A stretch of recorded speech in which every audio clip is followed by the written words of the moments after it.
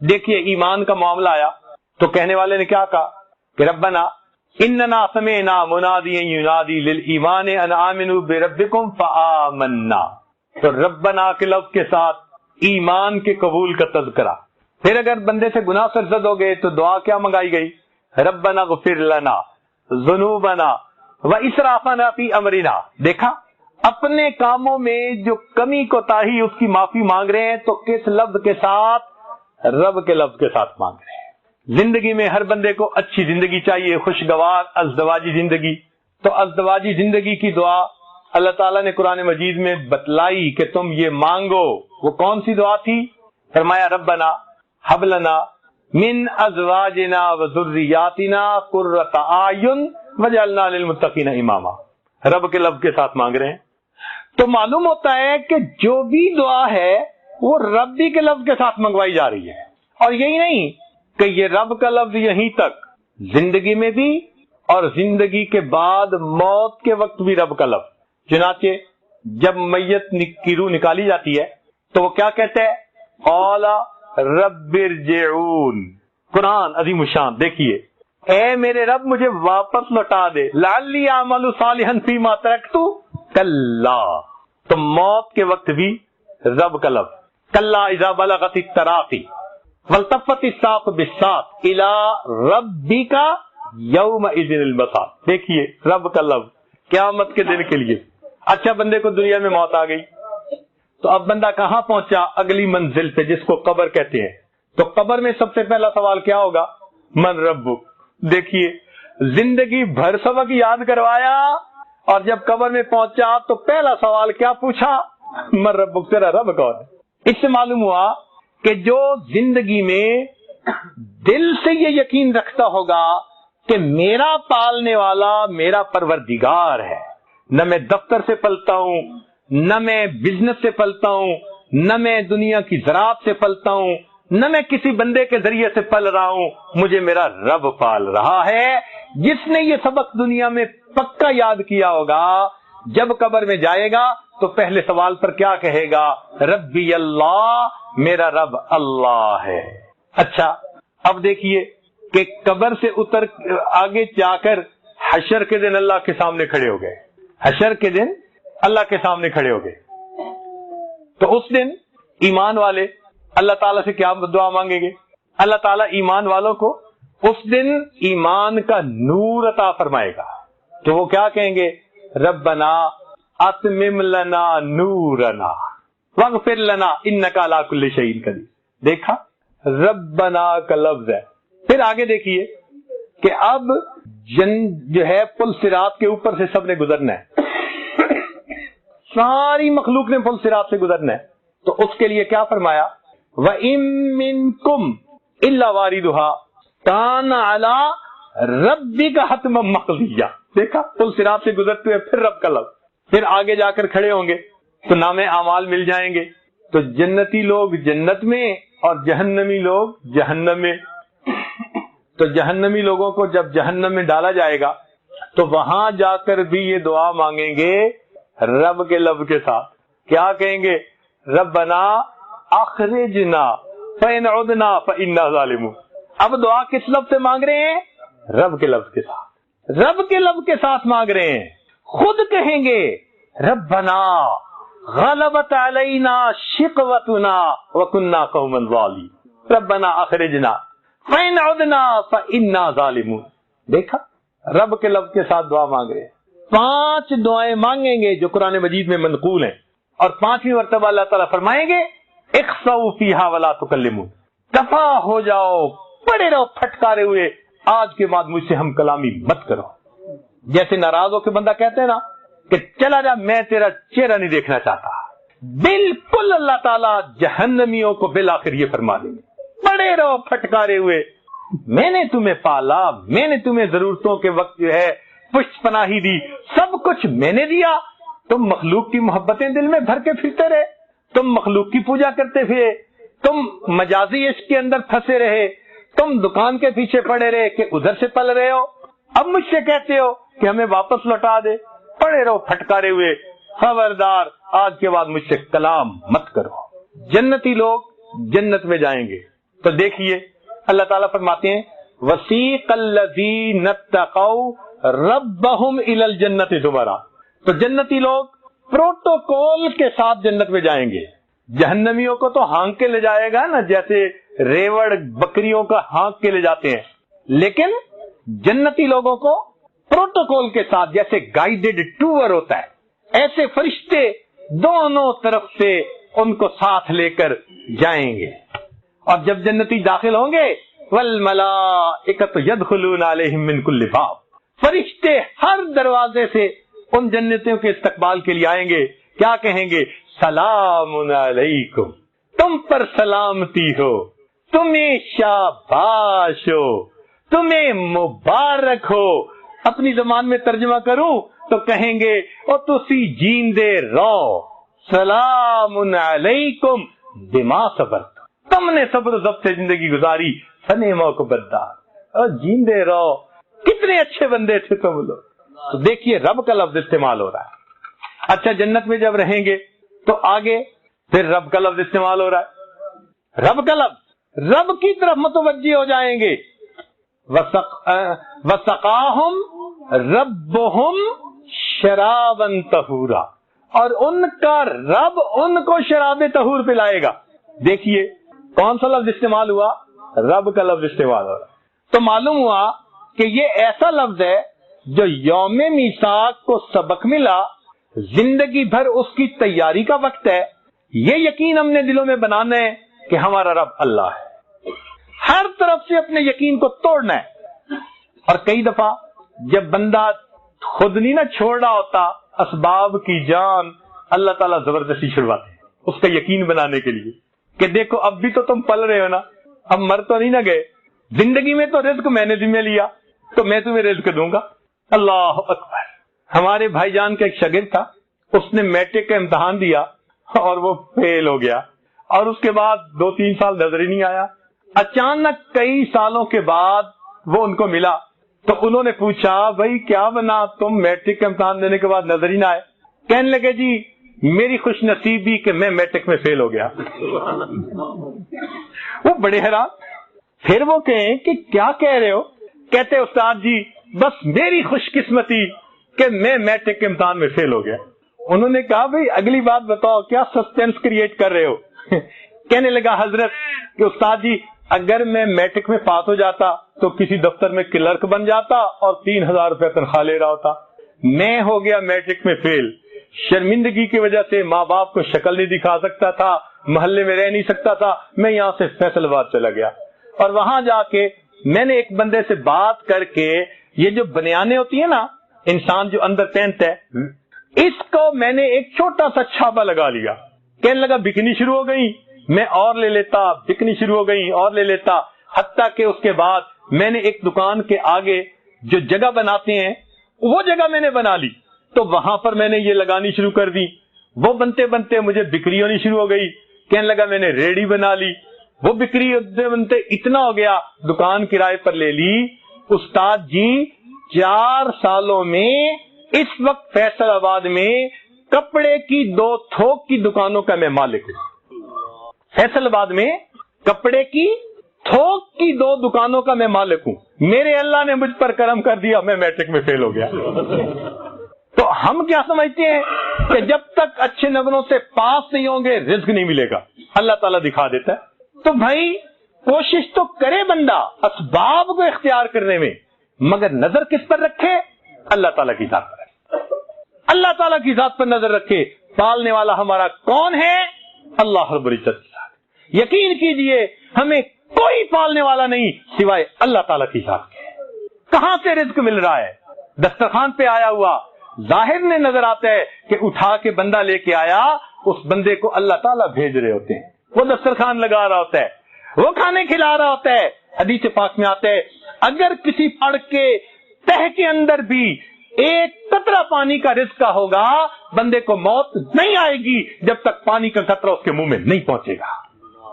تو ہم اپنے دل میں اس سبق کو پکا یاد کر لیں کہ ہمارا رب کون ہے؟ اللہ ہے.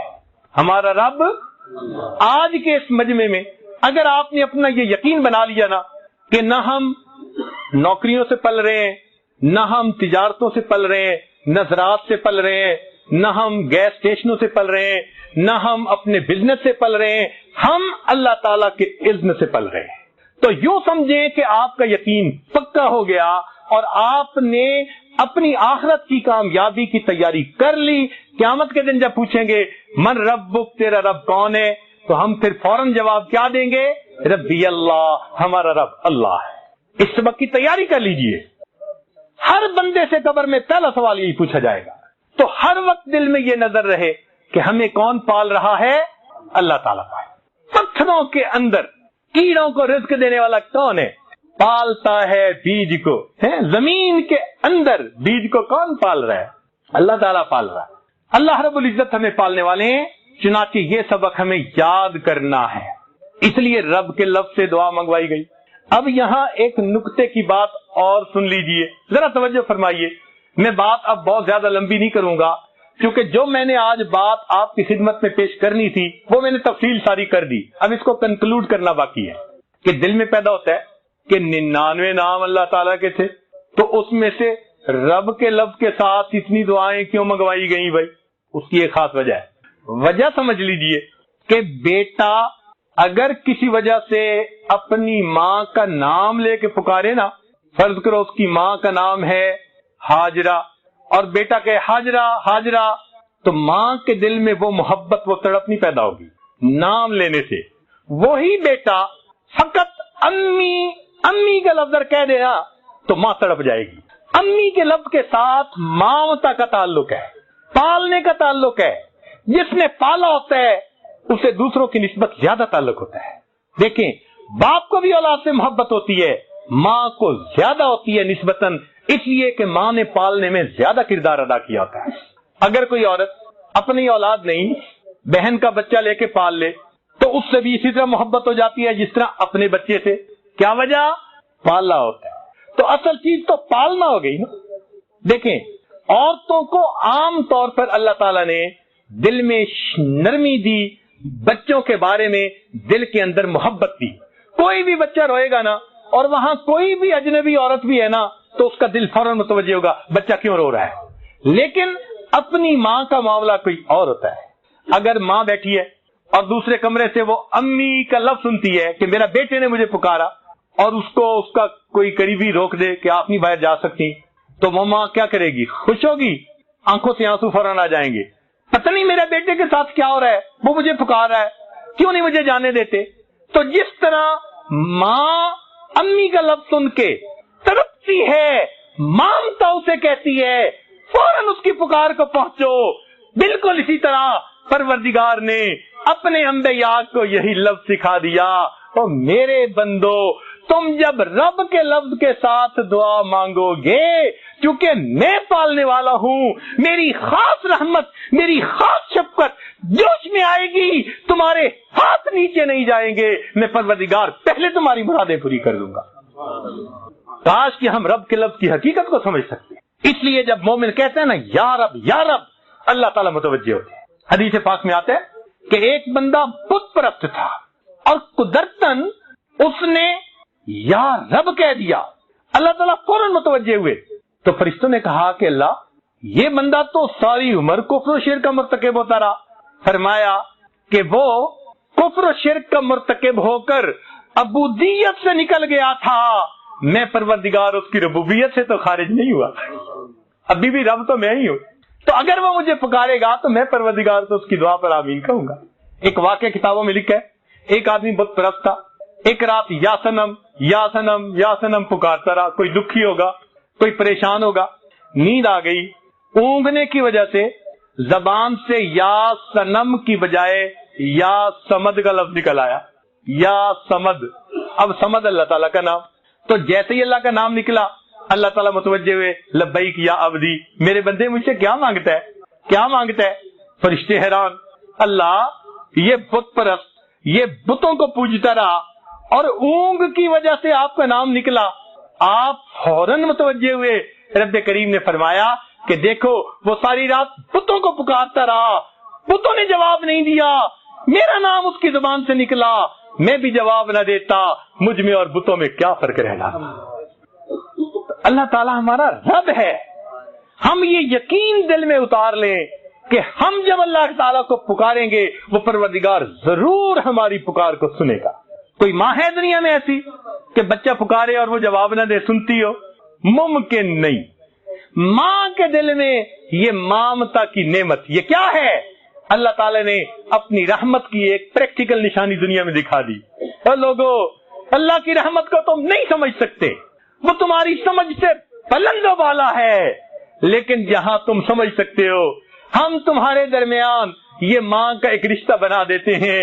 دیکھو, اگر تم ماں کے ساتھ کسی وقت جو ہے وہ برائی کا بھی معاملہ کر لو گے, وہ تمہارے بد سلوکی کو تمہاری نادانی سمجھ کر معاف کر دے گی. وہ تمہاری ماں ہے, تم ناراض کر لو گے, پھر اگر اس کی طرف آؤ گے تو ماں تمہیں فوراً سینے سے لگا لے گی. یہ ماں کی مامتا تمہارے لیے نمونہ ہے. اگر یہ مخلوق ہو کر اتنی معاف کرنے والی, اتنی محبت کرنے والی, اتنی جان دینے والی, اتنا بچے کی ضرورتوں کو پورا کرنے والی, اپنی ضرورتوں پر بچے کو مقدم کرنے والی ذات ہے, تو جو اصل رحمتوں کا صفت رکھنے والا رحیم و کریم پروردگار ہے, میرے بندو, جب تم اسے پکارو گے وہ پروردگار تمہاری دعاؤں کو کیوں نہیں قبول فرمائے. اس لیے رب کے لفظ کے ساتھ دعائیں سکھائی گئی. اس لیے جب ہم رب کے ساتھ دعا مانگ رہے ہوتے ہیں نا, تو ہمیں احساس ہونا چاہیے ہم کس پروردگار کو پکار رہے ہیں, کس ذات کو پکار رہے ہیں.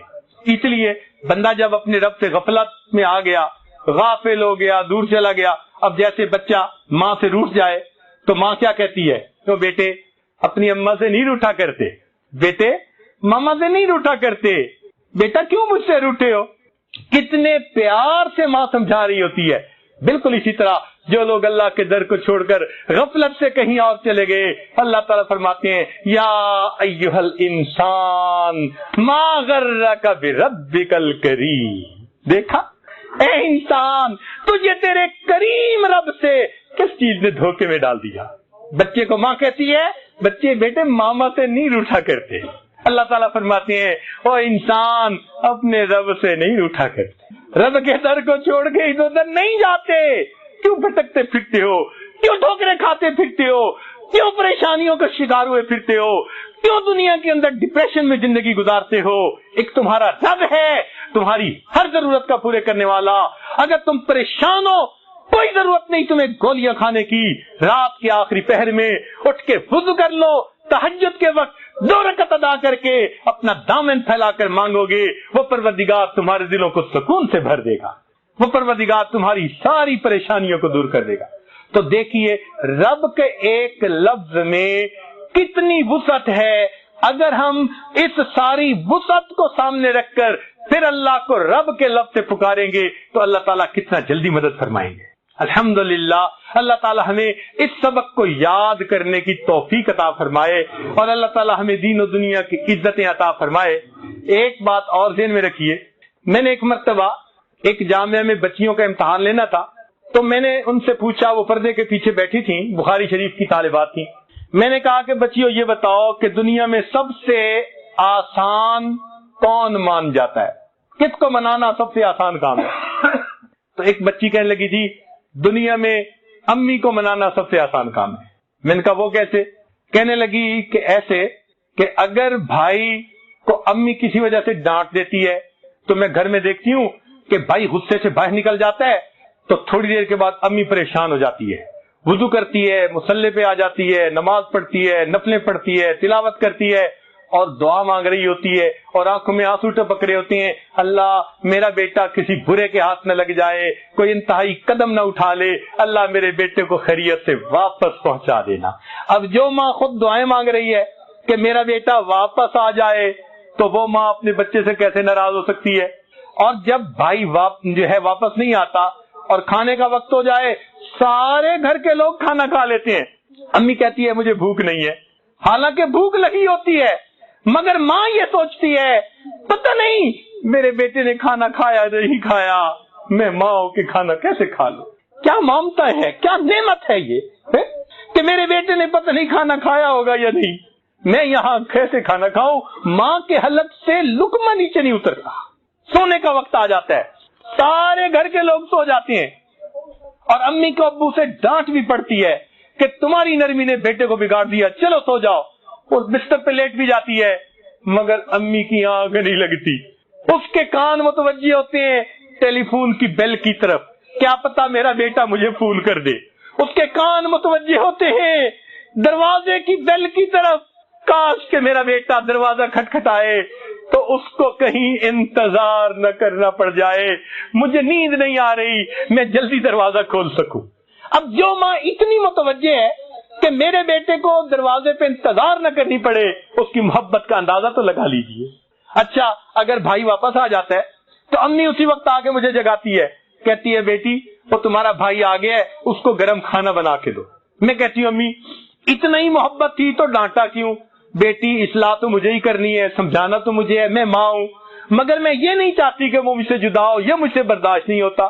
میں کہتی ہوں امی میں نے اس کو جو ہے دروازہ کھٹکھٹایا تھا، وہ سو گیا ہوگا، اچھا صبح جو ہے نا اس کو جو ہے نا کھانا دے دینا۔ صبح امی نماز پڑھنے کے بعد پھر آتی ہے، بیٹی جلدی کرو بھائی کو ناشتہ بنا کے دو۔ میں کہتی ہوں امی چاہتی کیا ہے؟ تو امی جواب دیتی ہے بیٹی بس میں اتنا چاہتی ہوں تیرا بھائی میرے پاس آ جائے اور ایکسکیوز کر لے تو میں تمہارے بھائی کو معاف کر دوں گی۔ اب اندازہ لگائیے کہ جو ماں انتظار میں بیٹھی ہے کہ میرا بیٹا فقط چل کے میرے پاس آ جائے میں اسے معاف کر دوں گی، اس ماں کو منانا کتنا آسان تھا۔ میں نے کہا کہ نہیں، اگر وہ ماں زیادہ ناراض ہے اور بیٹا اگر آ کے ایکسکیوز کر بھی لیتا ہے اور ماں کا غصہ ٹھنڈا نہیں ہوتا، وہ کہتی ہے میں نہیں معاف کرتی، تو پھر کیا؟ کہنے لگی کہ اگر ایسی صورتحال میں بھائی امی کے پاؤں پکڑ لینا تو امی تو پگھل ہی جائے گی، وہ فوراً کہے گی بیٹے اچھا میرے پاؤں چھوڑ دے، چل میں تجھے معاف کرتی۔ میں نے کہا اگر پھر بھی معاف نہیں کرتی، اتنا غصہ تھا پھر بھی معاف نہیں کرتی، کہنے لگا اگر پاؤں پکڑ کے معافی مانگتے ہوئے بھائی کی آنکھوں سے آنسو کا قطرہ آ جائے نا، امی سے یہ نہیں برداشت ہوتا، فوراً دوپٹے کے ساتھ بھائی کے اس جو ہے وہ آنسو کو پوچھے گی، کہے گی میرے بیٹے رو نہیں، چل میں نے تجھے معاف کر دیا۔ اب جو ماں بیٹے کی آنکھ کا ایک آنسو نہیں دیکھ سکتی، سوچئے وہ کتنا جلدی بیٹے کو معاف کر دے گی۔ تو جب اس نے یہ باتیں کہیں تو پھر میں نے اسے بات سمجھائی کہ دیکھو ماں کو منانے کے لیے چل کے آنا پڑتا ہے، معافی مانگنی پڑتی ہے، پاؤں پکڑنے پڑتے ہیں، آنکھوں سے آنسو بہانے پڑتے ہیں، مگر ایک ذات اور بھی ہے، اگر ایک بندہ ساری زندگی گناہ کرتا رہے مگر اپنے گناہوں پر کہیں بیٹھے بیٹھے دل میں نادم اور شرمندہ ہو جائے، حدیث پاک میں آتا ہے الندم توبۃ، دل میں نادم اور پریشان ہو گیا، دل میں پشیمان ہو گیا، زبان سے فکرہ نہیں بولا، زبان سے معافی نہیں مانگی، چل کے مسجد کی طرف نہیں آیا، وہ پروردگار کتنا کریم ہے، فقط دل کی ندامت پر اس بندے کے گناہوں کو معاف فرما دیتا ہے۔ تو معلوم ہوا کہ جتنا اس دنیا میں اللہ تعالیٰ کو منانا آسان ہے، کسی کو منانا اتنا آسان ہے، اس لیے کہ جو محبت اللہ تعالیٰ کو بندے کے ساتھ ہے وہ محبت کسی کو بندے کے ساتھ ہے۔ اس دنیا میں ہر کوئی نیکوں سے پیار کرتا ہے، ہر کوئی اچھوں سے پیار کرتا ہے، بروں سے پیار کرنے والی ایک ماں ہے۔ اولاد بگڑ جائے وہ کہے گی یہ نصیب بچوں کے، میں تو ماں ہوں میں کیا کروں۔ بروں سے محبت کرنے والی اس دنیا میں اگر کوئی ہستی دیکھنی ہے تو وہ ماں کی ہستی ہوتی ہے۔ اگر ماں ممتا کی وجہ سے اتنی محبت کرتی ہے تو اللہ رب العزت بھی اپنے بندوں سے اس کے بڑھ کے محبت کرتے۔ اس لیے 100 سال کا بوڑھا ہڈیوں کا ڈھانچہ بن گیا، منہ میں دانت نہیں، پیٹ میں آنت نہیں، اولاد تھی نہیں، بیوی فوت ہو گئی، ماں باپ کا اکیلا تھا، کوئی قریبی رشتہ دار نہیں، کوئی اس کو گھر رکھنے کے لیے تیار نہیں، لوگ محفل میں بٹھاتے نہیں کہ تو کھانستا ہے، بلغم نکالتا ہے۔ اب اس کی حالت یہ ہے کہ وہ لاٹھی پکڑ کے چلتا ہے، جب اس کو روٹی پکا کے دینے کو کوئی تیار نہیں، لوگوں کی بے وفائی سے اس کا دل تنگ ہوا، اداس ہوا، اور اس نے سوچا اوہو میں نے ساری زندگی مخلوق کی محبتوں میں گزار دی، کاش کہ میں اپنے رب سے دل لگاتا۔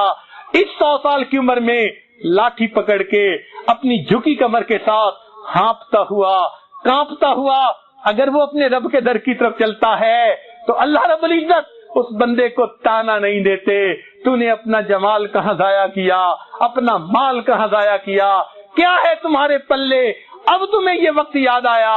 میرا پروردگار اپنے بندے کو کبھی یہ الفاظ نہیں فرماتا، بلکہ وہ اگر بوڑھا بھی چل کے آ رہا ہوتا ہے، اللہ تعالیٰ کی جو ہے حدیث قدسی اس کا جواب ہے کہ میرا بندہ میری طرف ایک بالش چلتا ہے، میری رحمت 2 بالش جاتی ہے. اگر وہ چل کے آتا ہے وَإِنْ أَتَانِي يَمْشِي أَتَيْتُهُ هَرْوَلًا، میرا بندہ چل کے آتا ہے، میں بندے کی، میری رحمت بندے کی طرف دوڑ کے جاتی ہے.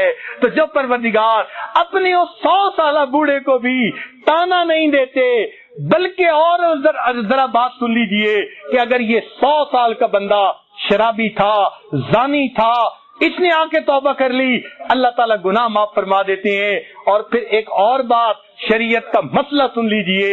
اگر کسی نے سچی توبہ کر لی، شریعت کہتی ہے اب اس کو پچھلی زندگی کے گناہ پر کوئی آر نہیں دلا سکتا، تانا نہیں دلا سکتا.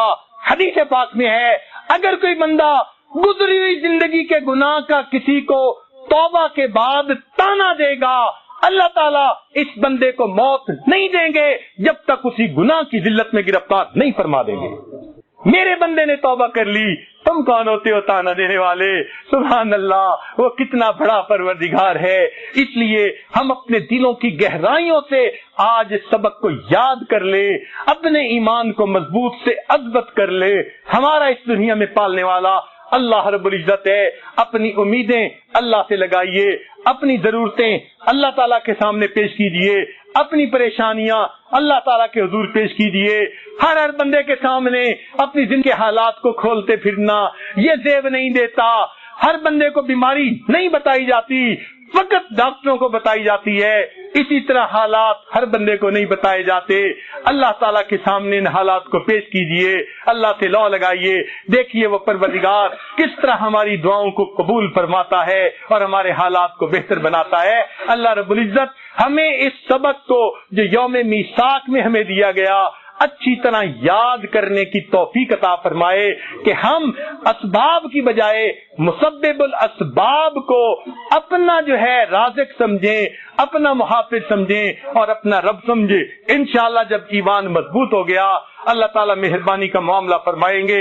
دعا ہے اللہ تعالیٰ ہمیں دنیا اور آخرت کے ہر منزل پر کامیاب فرمائے اور قیامت کے دن ہمیں اپنے سامنے کھڑے ہو کر سرخرو جو ہے ہونے کی توفیق نصیب فرما دے. وآخر دعوانا ان الحمد للہ رب العالمین.